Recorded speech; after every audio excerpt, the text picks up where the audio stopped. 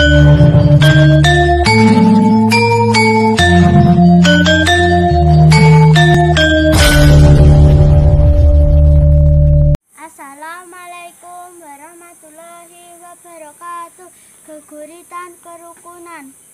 Kaya Kartika ing angkasa, duweni papan kang merdika.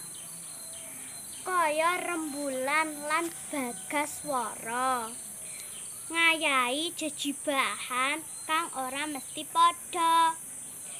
Kaya driji-driji tangan, yen salah sawijine sulaya ora bakal duwe kekuatan.